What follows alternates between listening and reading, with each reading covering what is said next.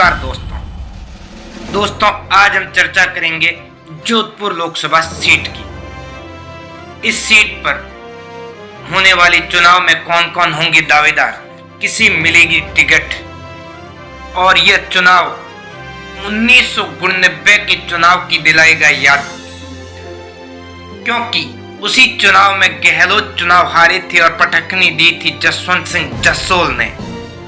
यानी यह 2024 का लोकसभा चुनाव 1999 के चुनाव की यादों को ताजा करेगा। आखिर ऐसा हम क्यों बोल रहे हैं? जोधपुर लोकसभा चुनाव उन पुरानी यादों को ताजा करेगा और कैसे करेगा, क्यों करेगा, इस पर थोड़ी हम विस्तृत चर्चा करेंगे। दोस्तों, उससे पहले आपसे अनुरोध, अगर आपने अभी तक हमारे चैनल को सब्सक्राइब नहीं किया है तो नीचे वाले लाल बटन पर क्लिक कर चैनल को सब्सक्राइब जरूर करें। हम राजस्थान चुनाव से जुड़ी हर जानकारी, हर अपडेट आपको वक्त के साथ देंगे। और दोस्तों, आपको विशेष धन्यवाद। हमने इसी चुनावी यात्रा के तहत बाड़मेर, जैसलमेर और नागौर लोकसभा सीट का जो समीकरण बताया, उस पर जो आपने प्यार दिया उसके लिए बहुत बहुत और दिल से धन्यवाद। तो दोस्तों, आज हम बात कर रहे हैं जोधपुर लोकसभा सीट की। यहाँ से वर्तमान सांसद केंद्रीय मंत्री गजेंद्र सिंह शेखावत है और उन्होंने पिछले चुनाव में वैभव गहलोत को हराया था, जो मुख्यमंत्री अशोक गहलोत के पुत्र हैं। तो दोस्तों, इस बार क्या होगा? क्या यही दोनों प्रत्याशी होंगे? किससे टिकट मिलेगा और किसका टिकट कटेगा?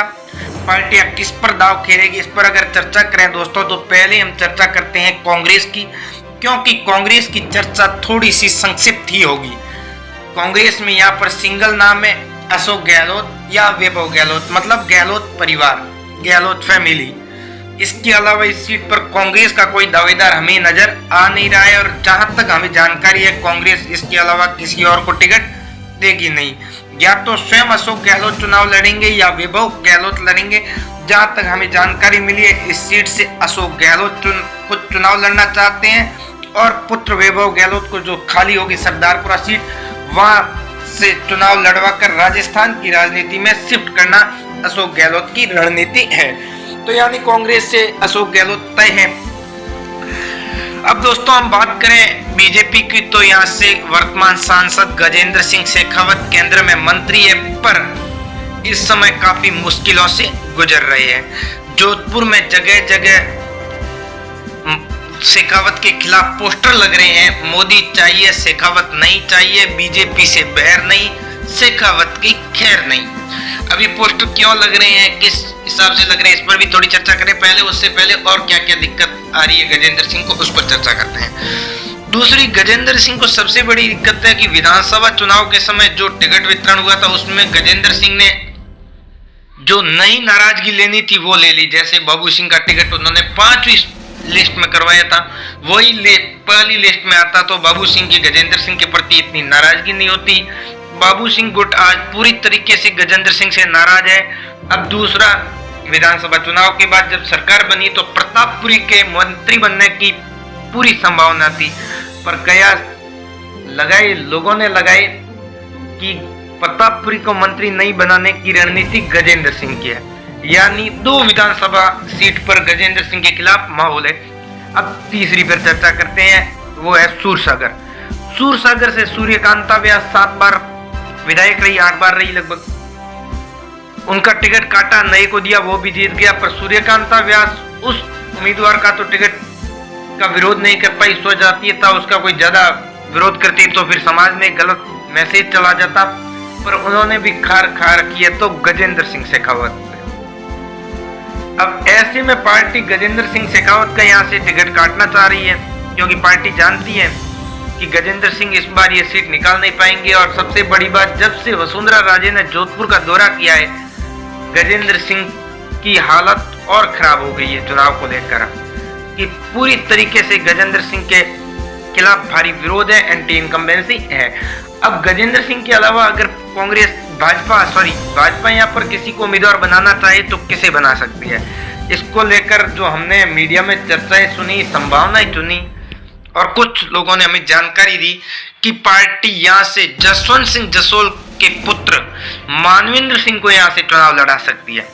उनकी भाजपा में एंट्री होगी तो अगर कैलाश चौधरी का पार्टी टिकट नहीं काटेगी तो फिर मानवेंद्र सिंह को पार्टी जोधपुर से चुनाव लड़ाएगी और पूरी संभावना है इस बार की मानवेंद्र सिंह को पार्टी जोधपुर से ही चुनाव लड़ाएगी।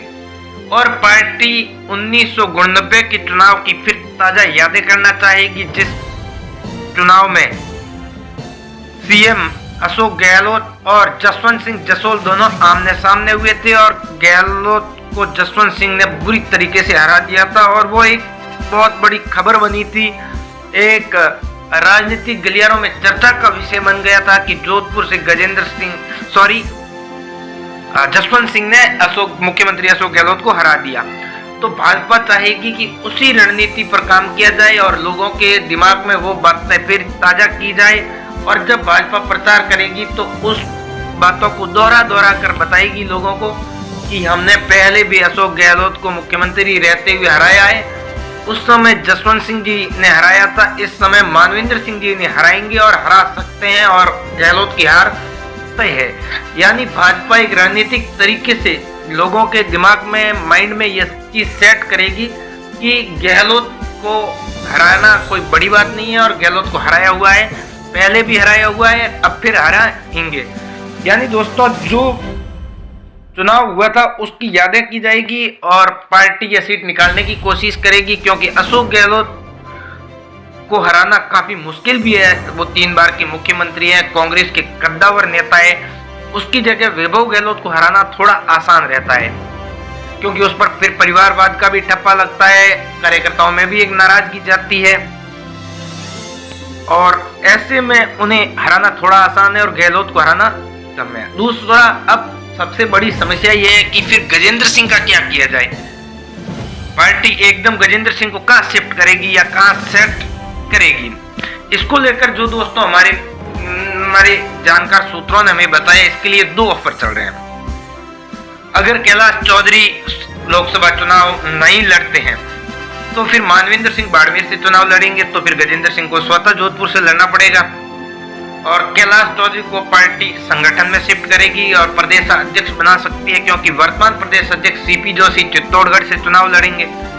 ऐसे में पूरा सभी को सेट पार्टी कर सकती है। अब अगर कैलाश चौधरी यहाँ से चुनाव लड़ते हैं, सीपी जोशी चित्तौड़गढ़ से चुनाव लड़ते हैं, तो पार्टी के पास एक जगह खाली होती है, वो है प्रदेश अध्यक्ष की सीट। यह सीट पार्टी गजेंद्र सिंह को ऑफर कर सकती है, आप इस बार प्रदेश अध्यक्ष बन जाइए और कद सांसद से प्रदेश अध्यक्ष का कई गुना बड़ा भी होता है, प्रोटोकॉल में भी बड़े हो जाएंगे। ऐसे में गजेंद्र सिंह भी खुश और जो सबकी एंट्री हो रही है वो सभी खुश। पार्टी के लिए एक रणनीतिक बहुत अच्छा हो जाएगा। पहले गजेंद्र सिंह को प्रदेश अध्यक्ष बनाने की कोशिश भी की गई थी, पर उस समय वसुंधरा राजे काफी हैवी थी, उन्होंने वीटो लगा दिया था कि गजेंद्र सिंह को प्रदेश अध्यक्ष नहीं बनाने दूंगी। आखिरकार पार्टी को झुकना पड़ा था। तो अब ऐसा कुछ है नहीं, वसुंधरा गुट मजबूत है, फिर भी वो शांत है, क्योंकि वसुंधरा कुछ रणनीतिक उनके दिमाग में क्या चल रही होगी, तो जब तक वो कुछ नहीं करेगी क्रिया तब तक वो उस पर शांति माना जाएगा।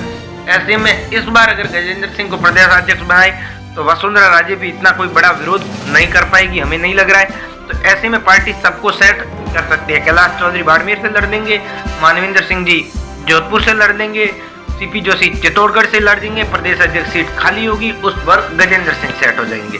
तो दोस्तों आपको क्या लगता है, जो हमने आपको बताया वो कितना सही लगता है, कितना फैक्ट लगता है, और ये टिकट वितरण होगा और अशोक गहलोत तो वर्सेस मानवेंद्र सिंह चुनाव होगा, तो किसकी होगी जीत, किसकी होगी हार। तो दोस्तों अगले वीडियो में हम चर्चा करेंगे चित्तौड़गढ़ की और राजसमंद की हम संयुक्त चर्चा करेंगे। धन्यवाद।